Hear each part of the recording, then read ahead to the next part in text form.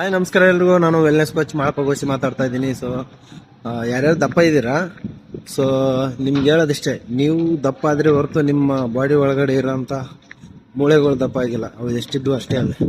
ಹಂಗೆ ನಿಮ್ಮ ಕಣ್ಣು ದೊಡ್ಡದಾಗಿಲ್ಲ, ನಿಮ್ಮ ಹಾರ್ಟ್ ದೊಡ್ಡದಾಗಿಲ್ಲ, ನಿಮ್ಮ ಕಿಡ್ನಿ ದೊಡ್ಡದಾಗಿರೋ ನಿಮ್ಮ ಹೊಟ್ಟೆ ಅಷ್ಟು, ಅದನ್ನ ಕರಗಿಸ್ರಿ. ಓಕೆನಾ? ನೀವು ದಪ್ಪ ಆಗಿರೋದ್ರಿಂದ ಏನೇನು ಸಮಸ್ಯೆ ಬರುತ್ತೆ ಅಂದ್ರೆ, ಓವರ್ ಗ್ಯಾಸ್ಟ್ರಿಕ್ ಆಗುತ್ತೆ, ಅದ್ರ ಜೊತೆ ನಿಮ್ದು ಮಂಡಿ ಚಿಪ್ಸ್ ಸವೇಕಾಗುತ್ತೆ. ಎಂಟೈರ್ ನಿಮ್ದು ತೂಕ ಎಲ್ಲ ಬಂದ್ಬಿಟ್ಟು ನಿಮ್ಮ ಮಂಡಿ ಚಿಪ್ ಮೇಲೆ ಬೀಳುತ್ತೆ. ಹೋಗೋಣ, ಕೆಲವ್ರು ಹೋಗ್ಬಿಟ್ಟು ದಪ್ಪ ಆಗಿರೋದನ್ನ ಪ್ರಾಬ್ಲಮ್ ಅಂತ ತಿಳ್ಕೊಳ್ಳಲ್ಲ. ಮಂಡಿ ಚಿಪ್ ಸೌದೋಗಿದೆ, ಮಂಡಿ ಚಿಪ್ ಆಪರೇಷನ್ ಮಾಡಿಸ್ಬೇಕಂತ ಮಾಡಿಸ್ಕೊಂತೀರಿ.